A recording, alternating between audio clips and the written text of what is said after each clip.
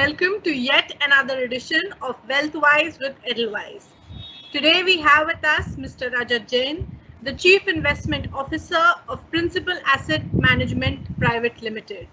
Mr. Jain has a rich experience of over 29 years. He has earlier worked with SBI Mutual Fund and is quite an expert in this field. The topic for today is rebuilding your portfolio post-COVID-19. Through this topic, Mr. Jain will cover how the investor sentiment has panned out during this entire pandemic. Also, the equity and debt strategies every investor should implement for rebuilding a portfolio during a pandemic and to ensure that one stays resilient in the new world. Please note that there might be a time lag of 10 to 15 seconds due to network or connectivity issues. Kindly bear with us. Over to you, Mr. Jain. Thank you, Anaga, and thanks to Edelweiss for this opportunity to speak to its leading clients. Truly thankful for that. So I'll just talk briefly on the equity markets, followed by some of my comments on the fixed income markets, and then we'll be happy to take questions. Now, the current scenario. Sir, your camera is off. Could you please? No, I can see. Is it better? No, we are unable to see. No, we are able to see you, sir. Go ahead. Yes, okay. Go ahead. Okay, fair. The current situation that's post-COVID, as many of it has now been almost 3 months since we in India began to worry about it. The world, obviously China, other parts of the globe already had it even earlier. So it's been 3 months now, including the period of the lockdown. And this entire situation has been called like the Black Swan event, unprecedented situation without parallel. Now people go back 100 years to the Spanish flu of 1918. So something which is clearly something which is out of the ordinary. It is truly an exceptional situation because a medical emergency, something which started as a medical emergency, we thought it will be contained as the epidemic, as the people who built vaccines, medical professionals should be able to get a handle on it. But clearly, it's taken much worse shape than what we thought initially. And it's now developed into a financial crisis situation as the economies down the world. There's no playbook actually for something like this. It is an unusual situation. So since 2001, when we had the 9/11 attacks on the World Trade Center in the US, the typical reaction of the central banks and governments have been to ease financial conditions. So after 2001, if we just step back, think of what Alan Greenspan, who was the then chairman of the Fed, says the Fed is going to pump in as much liquidity to make the markets comfortable. He didn't say so many words, but that was the import of what he said. And then we had the global financial crisis in 2008. Again, the central banks pumped in a huge amount of liquidity. Then we had 2013, the taper tantrum, when the then Fed chairman Ben Bernanke spoke about the tapering, but then the markets reacted so adversely. They really had to unwind his own statement and print more money. So typically the reaction of the central banks and the governments have been to ease the financial conditions. And this time has been no different. While the governments have been focused on attacking on the medical side, but a lot of the focus has been on easing financial conditions. So while the governments themselves, it is estimated, there's no precise number, but it's estimated, the governments themselves have put in about $8 trillion of stimulus support, and it's taken many shapes across different countries. There was an IMF study, which I think had about 110 or 120 countries around the world have done some sort of stimulus. and it took a shape of putting $2,500 in every person's bank account, some sort of moratorium on payment of loans, interest rate subsidies, all different forms. But the biggest players in this have been the central banks. So for example, if you look at the US central bank, I have some data here. The, the size of the US balance sheet, which was $4.2 trillion at the end of February, has gone as high as $7.1 trillion as of the end of March, which means they've grown by something like $3 trillion, almost 2.9 to $3 trillion in a matter of 90 days, in a matter of 3 months, which is a growth rate of something close to 70%. So the size of the federal balance sheet, the US Fed balance sheet, has grown by 70%, and the same thing has happened across different central banks, though not to the same extent. So for example, the size of the ECB or the European Central Bank balance sheet grew from 5 trillion to about $6 trillion, a growth of about 20% odd. So the US Fed balance sheet is now close to 33% of the GDP. So that is a substantially high number. Just by way of comparison, the size of Reserve Bank of India's balance sheet to the size of India's GDP is in the range of 24-25%. So we are much lower compared to what the US Fed is. So, this easing of liquidity has led to this asset prices. Obviously, it had a very positive impact on asset prices, all kind of prices, particularly equity prices. For example, it's just a matter of interest. In the month of May, so you have the high yield bond index in the US, which is bonds which are actually junk, trading, which are rated below BBB, it's actually junk. So that index grew by something like 4.5 to 5% in that month. Whereas the high grade bonds, that is bonds which are rated highly, that is AA plus and so on, grew I think less than 1% in the same period. So basically this flow of liquidity has led to a sharp upsurge in the prices of stocks, and we have seen that and it's been accompanied. I mean, we must have all now. I did not know of something called Robinhood, which is a free trade account that people can trade for free. So a lot of the retail investors have come in and invested. So a lot of this easy monetary conditions have led to a surge in asset prices. Some of it is actually quite speculative. While there's been some positive news in the economy as the economy opens up, and you must have seen people are coming back to the stores in the US. It opened up early. In India, it opened only this Monday when malls could open. And it's a gradual opening up that we are seeing, but the stock markets particularly around the world. So Indian markets have moved exactly in sympathy. Have underperformed the global markets. The global markets have gone up much more on account of the easy liquidity that we have seen. So now the question arises.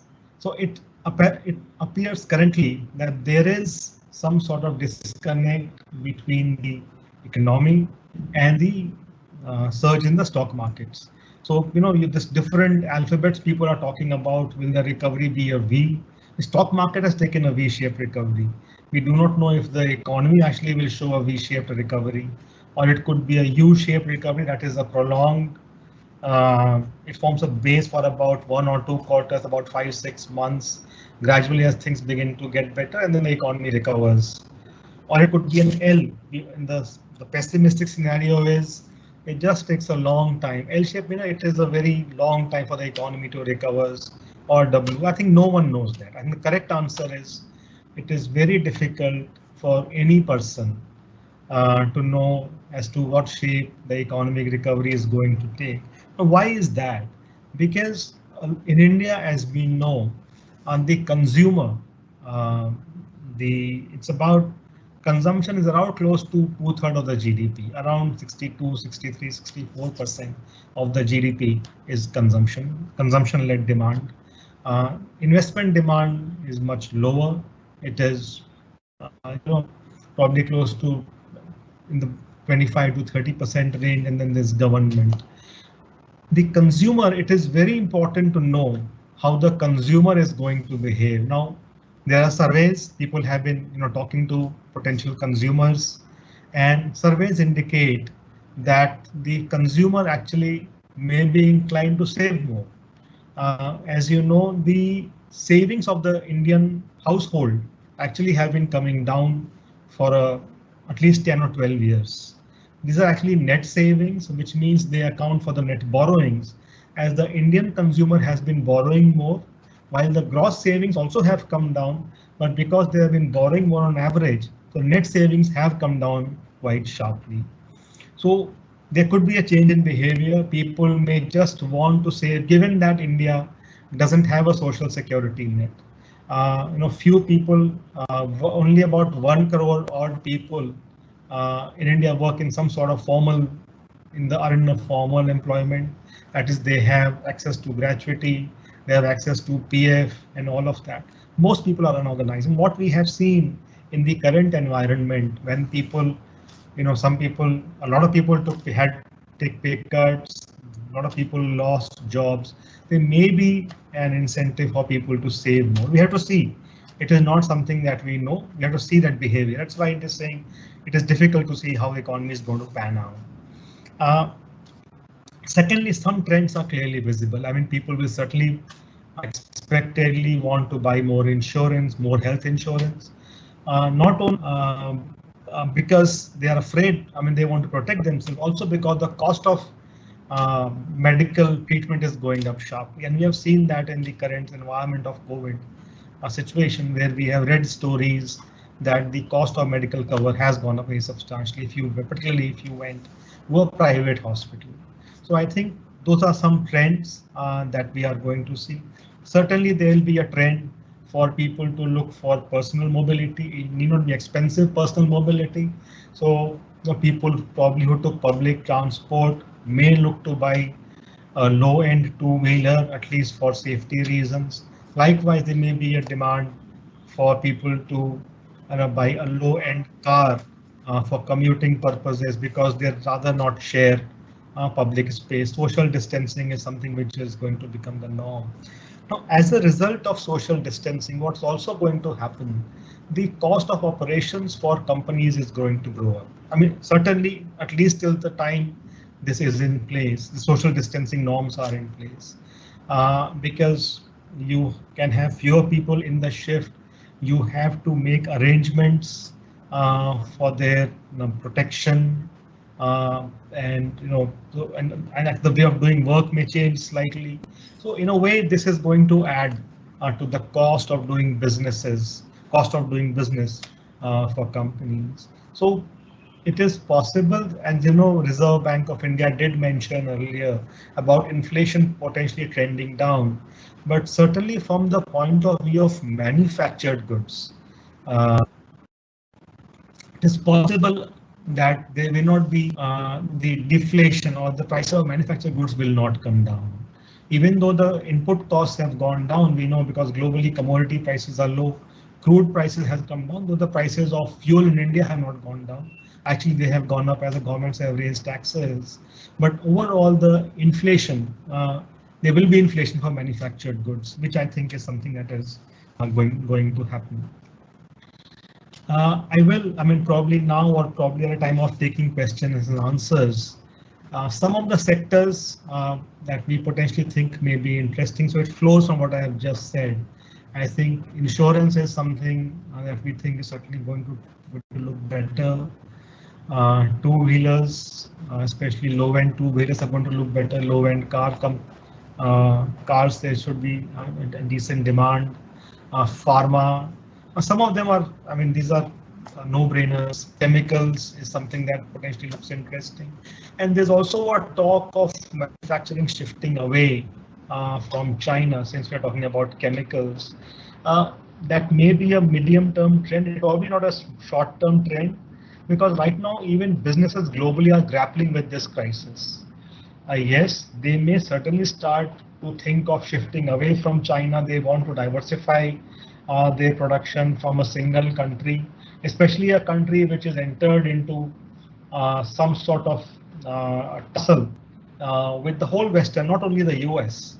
I think the whole of developed world, that is the be it Japan, be it Western Europe, be it US. So probably they do want to diversify, but given that the businesses themselves are undergoing so much of uncertainty today, it probably doesn't happen immediately, but something that a trend may play out over time. And India, if it plays its cards well, can certainly be a potential gainer. Before I stop, I'll talk about the debt markets. I think debt markets are clearly they've been very volatile, especially as the corporate markets are concerned.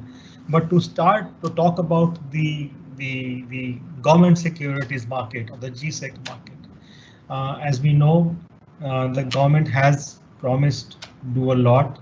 Actual potential cash outflow from the government could be somewhere close to about 1% of GDP. That India's GDP is about 210, 220 lakh crores. So around 2 lakh, 2.1, 2.2 lakh crores is the rough number that the government may actually spend. A lot of other spends are back-ended, that in the sense of giving a guarantee. So government gives a guarantee, or government puts some money into a fund, which fund again levers, and that fund probably invests, and so on. So right now, the government gives a guarantee. It's unlikely that the guarantee will be invoked immediately. So it will take some time before the guarantee gets invoked. So I think government has been cautious about worrying about the fiscal deficit. Be that as it may, the markets, the old 10-year yield, if we are looking at, is close to 6%. It is just over 6% to just below 6%, because the sense of extra government borrowing is there, even though RBI is likely to support the government in terms of by doing OMOs, by taking some debt on its book, and there is scope. As we said, India's RBI's balance sheet is only about, it's not small number, but yes, compared to other countries, it's about 25% of GDP. And rightfully the cases, I mean, the time is such, the environment is such, we need all the help to improve the economic growth, and RBI certainly will come handy, but the markets are somewhat worried about excess borrowing that we are going to see, not only from the center, but also from the states. Because if you look at the state, this number we spoke about is for the center, excess borrowing that RBI can support. But for the states, what are the typical sources of revenue? Liquor obviously is a big source of revenue. Just by way of interest, as an interesting fact, for Maharashtra last year, we raised about 25,000 crores from liquor taxes on liquor. So it's an important number. It's about 2,000, just over 2,000 crores a month that the state is raising. It's very important, and liquor sales state governments have slowly started on the liquor sales, and probably we'll see how they build up. So that is a big source of revenue which has taken an impact.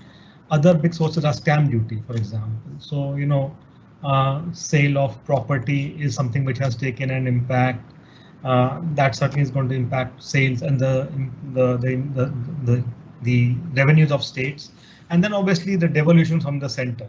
So center shares about 60% of its revenue with the states, and because center's own revenues are going to go down, what they can share with the states is also going to go down.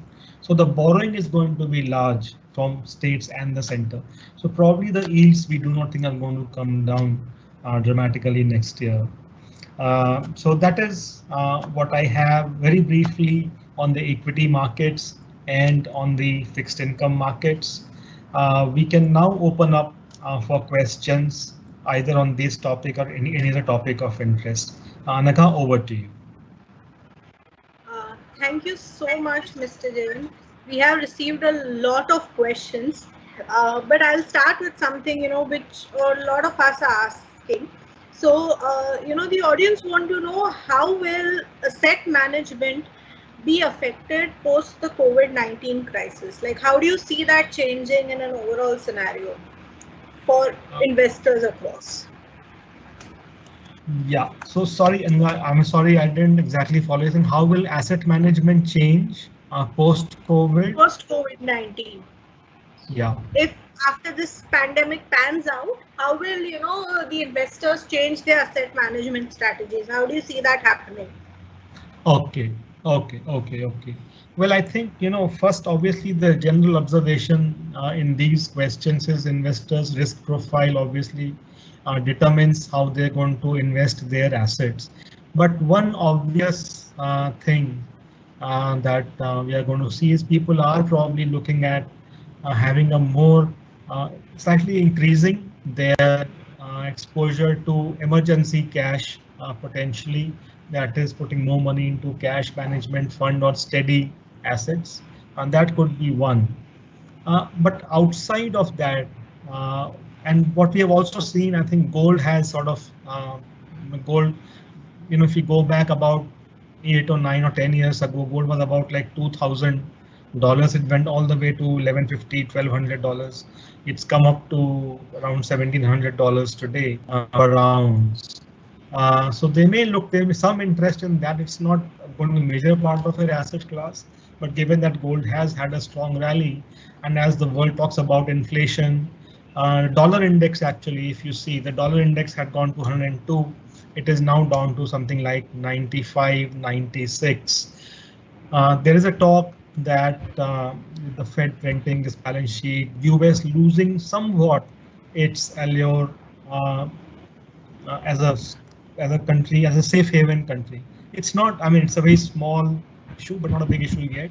So probably dollar weekend, so it's good for gold in that sense. So I think gold becomes more interesting in some way. But outside of that, what I think, I don't think there will be a wholesale change.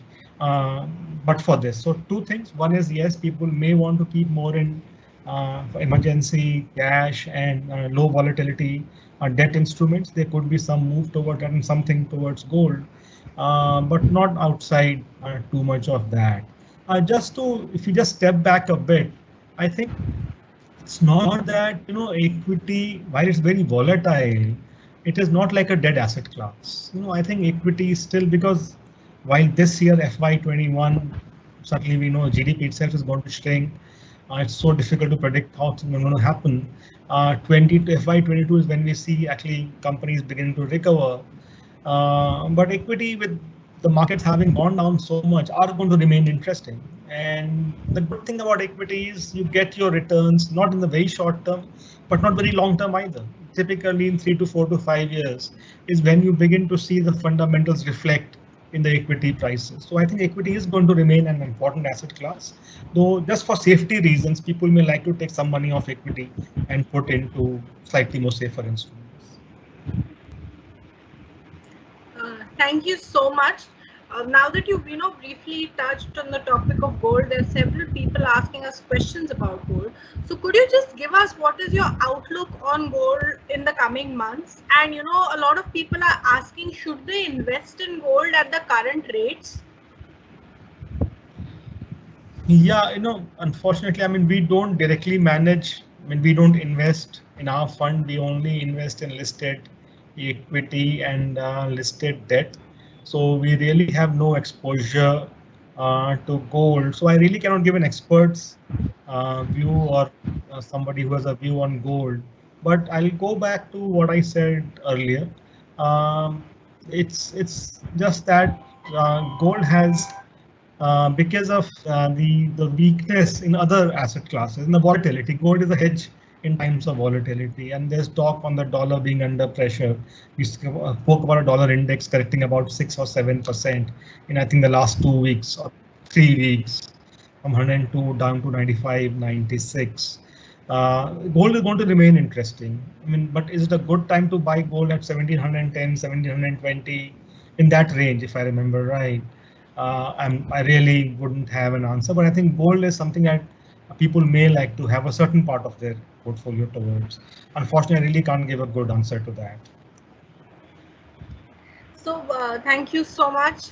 Uh, a lot of people, are asking about the global market perspective.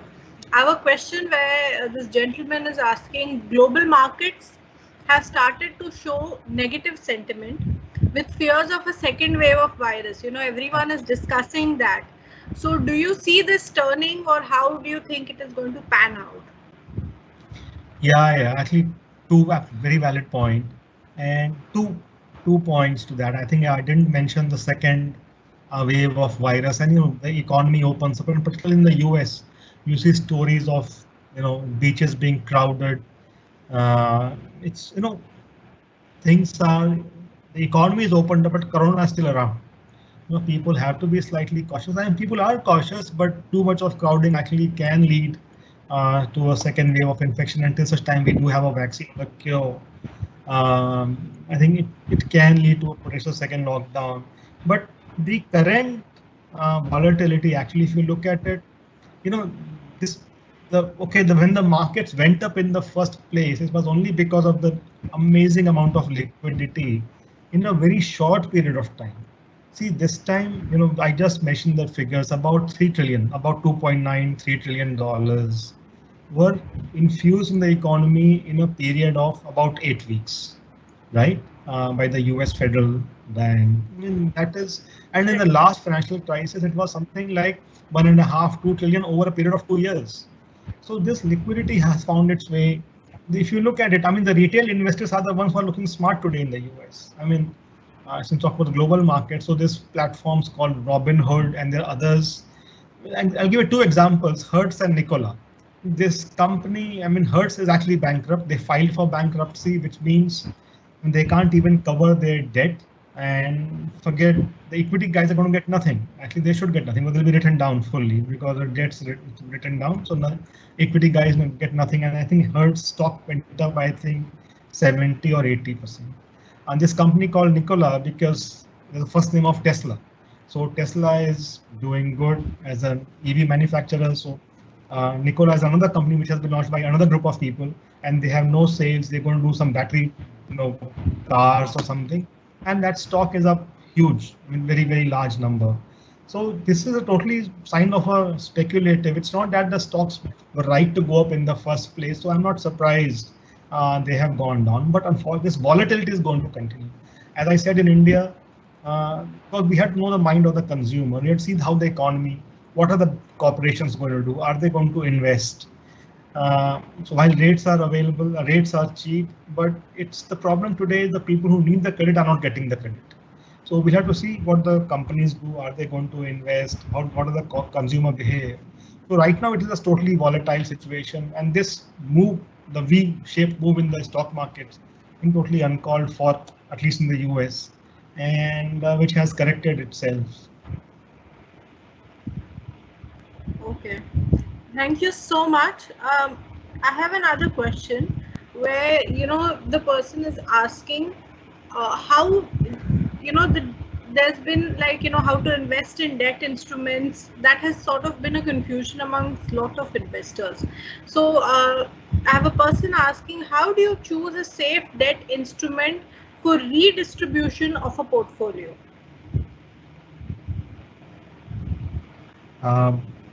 So is the question, how do you evaluate a safe debt instrument?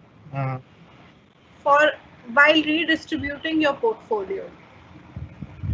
Okay.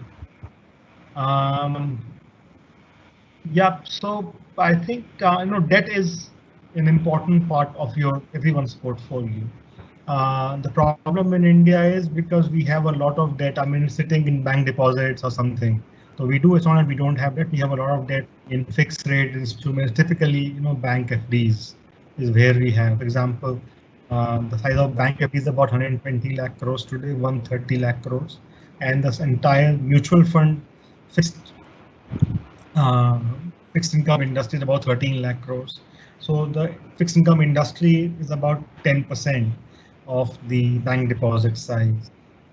Unfortunately, in the last 2 years, 2.5 years actually, there have been about number of cases. Actually, we counted something like between 40 to 50 cases have been there where there has been, I mean, a default or a substantial downgrade of companies who are not able to pay their debt.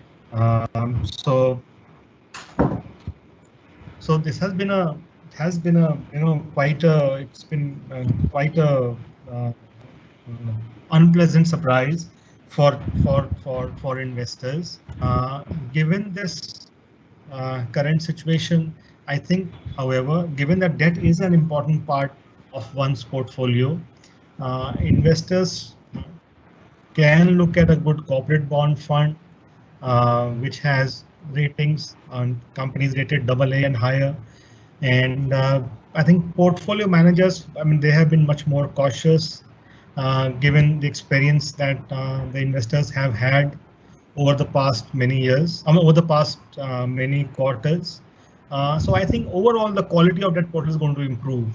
I think a lot of stress that people have seen in the credit risk funds, I think in the case of corporate bond funds, that situation should hopefully is actually going to get better, because the fund managers have themselves been quite cautious, and it's good to look at the portfolio of those funds, and certainly the distributors, I mean, people like you, Edelweiss, can help answer in terms of the quality of the portfolio from the fund managers. So overall, I think the corporate bond funds are a good place to be.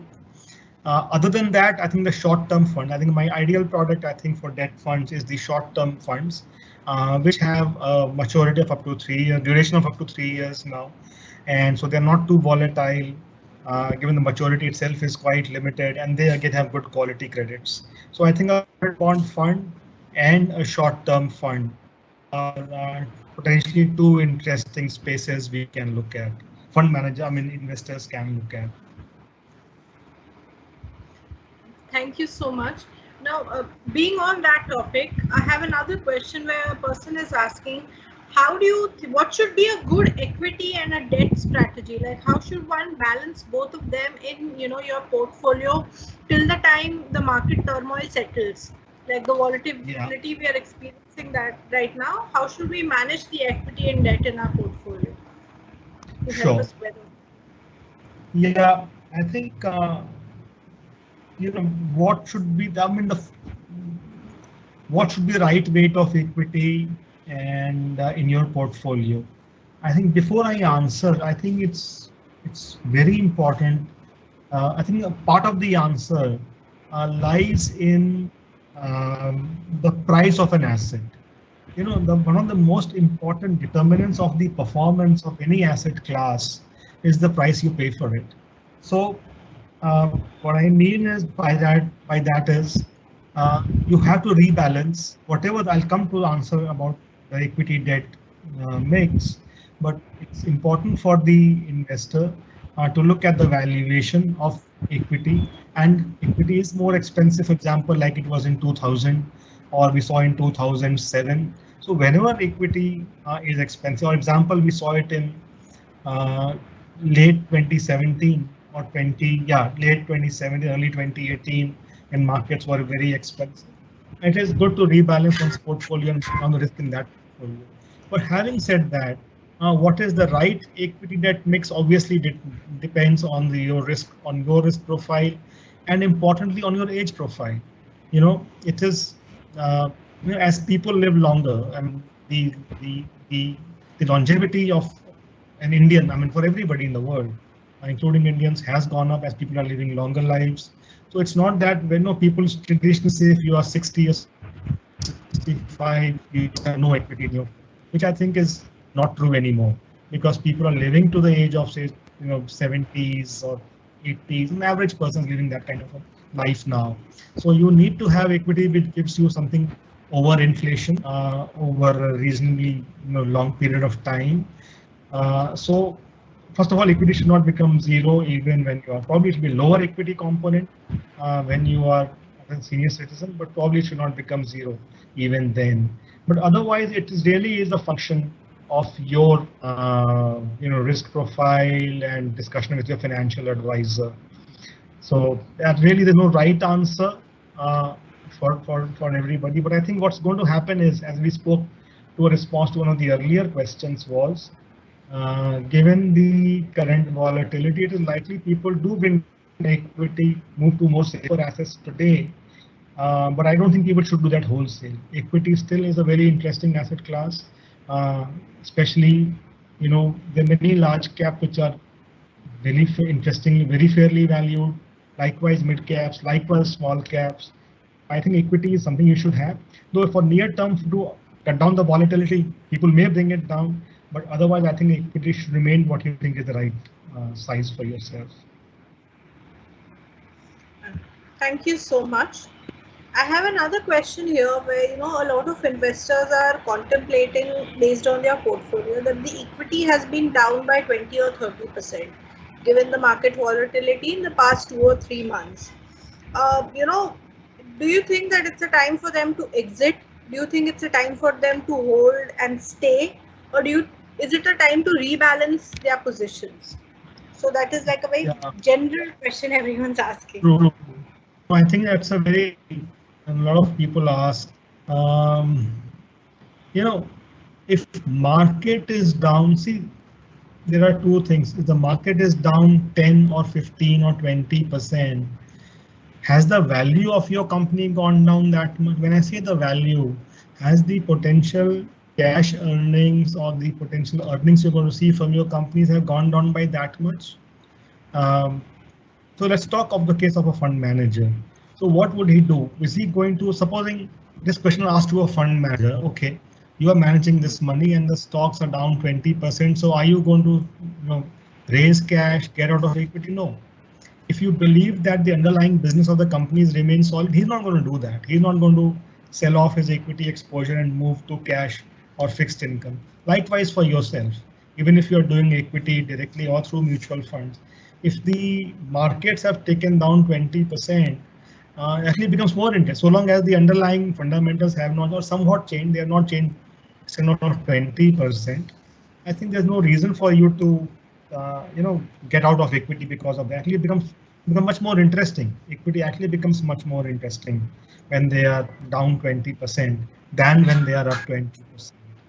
So, answer your question, should he take out money? I don't think so. It's good to remain invested, and if you think potentially you can add to a SIP, systematic investment plan, it may be an interesting opportunity to do so. Thank you so much. So, the point is that you should assess your portfolio basis the valuation of. I think valuation is the prime is very, very important. Absolutely. Okay.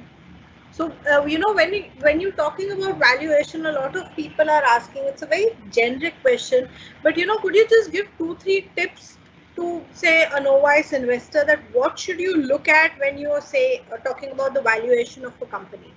What are the key pointers, be it a good management, something on those lines?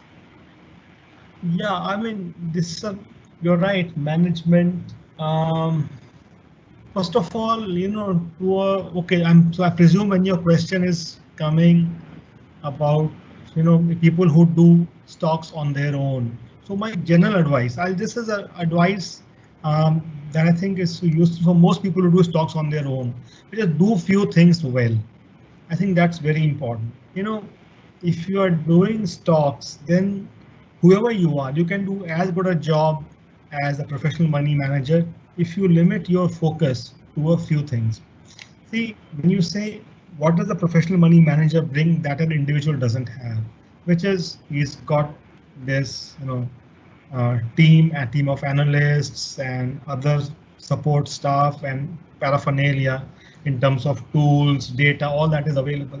But you as an individual have the access to the same thing if you know your strengths and limitations in your space. So I think generally, what I find the biggest mistakes I find people make is they do many stocks and by listening to others. So that is, you can be an expert in your own industry. For example, if you work in the chemical space, you have your knowledge base in chemicals, or say, you're in the financial space, your knowledge base is as good. and that of an analyst. If you really research your industry, just stick to what you know rather than listening to what somebody is telling you, listening to what tip. So I think do few things well. You can be as strong as a professional money manager. I think that is a lesson I think I mean for individual investors, because then they can dedicate their time to researching those few stocks, either your own sector or sectors you can build some expertise in. So rather than looking at stock A from sector B and suddenly something else tomorrow, listening to somebody else, I think that is a challenge. You can do as good a job if you limit your strength. I mean, limit your stocks to your strength areas. Correct. So what Peter Lynch basically says that invest in what you know and keep your focus there. That's the way to go. Absolutely. Truly. So, I'd just like to inform our audience that we shall be soon moving towards our last questions. I have a question here, which is, rather pertinent, that these last few months have been very trying, and, people have suddenly realized the importance of having an emergency fund to sort of help them sail through. So, when you're building an emergency fund or, a fund which can sort of act as a buffer for you for like, say 6 months, which is the general thumb rule, what should you, keep in mind, and then, how should you like balance it? So if you could just help our investors in that. Is your question the quantum of emergency fund that a person should keep? Is that, I don't know. Is that what you have? What are your questions? Not just the quantum, say I'm building an emergency fund. So what should, I keep in mind? Like, should it be at the cost of my returns? Or what are the 3 things I need to keep in mind while building an emergency fund? Sure. Yeah, emergency fund in some way, has to be liquid. It has to be available when you need it, right? So it has to be liquid. It has to be safe, as in it has to be low volatility. Emergency fund, obviously you can't take risks. You can't afford to lose your capital. So yes, it is liquid. It is going to be safe and secure. I mean, essentially, you don't want volatility, even if it is safe, but the volatility. So there should be no mark to market and so on. So it will be typically bank deposits or cash management funds. So by nature, risk and return go hand in hand. It's a low risk, so it will be lower return fund, but it's the opportunity cost of safety or having a safe portfolio for yourself. So I think, yes, you will lose some of that in emergency fund. You will not get the highest returns, or people who only put money in emergency fund, the highest return. It's not possible. So you will, lose somewhat absolutely in terms of returns, any emergency fund, because you're getting liquidity and you're getting safety and security for those. I guess that's what you need most when you're thinking of any emergency fund. And like there's a lot of that has been a learning lessons for a lot of investors, because liquidity or managing liquidity or uncertainty was never there. So how do you tackle that? Like, what should you keep in your mind when you're doing something like that? Is it very pertinent or is it very age dependent again? Mr. Jain, I can't see you. I think there's some problem with your camera there. Okay, can you see me better? No, camera is.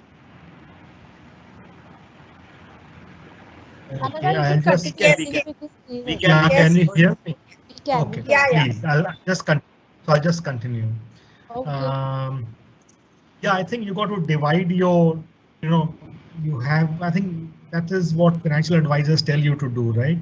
Keep your emergency funds keep your medium-term targets, say next 1 to 2 years in your third bucket. Second bucket, third bucket is your growth capital. So you got to divide those 3, and that depends on where you are. Emergency funds typically, that obviously depends on your situation, you kind of your job or your business or wherever you are, they expect kind of volatility. But predominantly, it's probably what people say. Talking of financial advisors, and there's some people advise 6 to 7 to 8 months of your monthly needs, but that is depends on person to person. So essentially 3 buckets: the emergency funds, your medium-term needs, and then the long-term which you can put into equity or any asset class with a lot of volatility. Thank you. So I am moving towards the last question. So a gentleman is asking me, if you have a capacity to invest an amount equal to 50% of your existing portfolio, what should be the right portfolio balance then? You know, within equity or otherwise, and what shall be your entry points? Okay, see, my general advice for it, I'll start with equity first. You know, the core of an average equity investor has to be a large cap or a multi cap fund. You know, it can't be a small cap or a mid cap fund. The core, I mean, say, which is if you have an equity, 100 rupees equity exposure, hypothetically, I personally probably would put 50-60% in the large cap or a multi cap strategy. Now, the 40 rupees is what is available to you. And that, I mean, this is, but I suppose average. There are people who can take, you got young professionals, they have a steady job and they can take larger bets. I'm talking about the average person is about 60% should be large and a mid cap. The 40 can be in small cap, thematic funds, mid caps and so on. I think that's a thumb rule. I mean, it's not the right answer to everybody, but I think that's what I think is a good strategy for most average equity investors. Now, in terms of putting money today or putting money, my personal view in the market timing question. See, we don't know when the markets are going to recover. It's possible this quarter numbers, and we know that everyone knows June numbers will not be good. People will watch for the commentary, what are the commentary that the management is giving, and those numbers will come out in July, first half of August is when you get this data from company management. There could be some progress towards a cure or some news, if not an actual vaccine. Certainly some news of a cure happening. Economy gradually begins to recover. I mean, that's the positive side. The negative is, there's a second wave of infection. There could be a lockdown too. We don't know. But assuming that things begin to repair, so I think you can have a systematic investment plan because markets are going to be volatile, but not a very systematic investment plan today. I would not put in, say, more than, say, 4 or 5 tranches. I would not wait for 1 year. If I have to put some money, say, rather than put in a single shot, I do want to put in SIP, but not a very long SIP, given how the market's likely to pan out. For next over 3 to 4 to 5 months is what I would deploy substantially in my funds if I'm looking at investing in.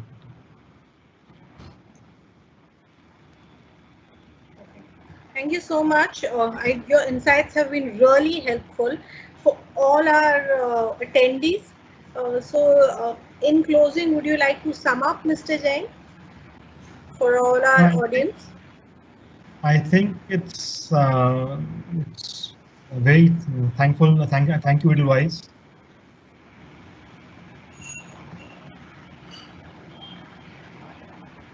Hello.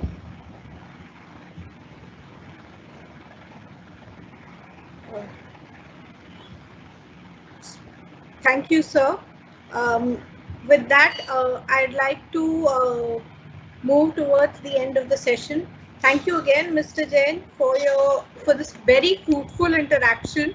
From the audience questions and the overall interaction, I gauged that the audience have taken away a lot from your expertise, and I'm sure it has added significant value to them and they will gain from the experience. To our audience, thank you so much for tuning in. We look forward to having you all join us back again for our next webinar. Till then, stay home, stay safe, and stay calm. Thank you again. Thank you.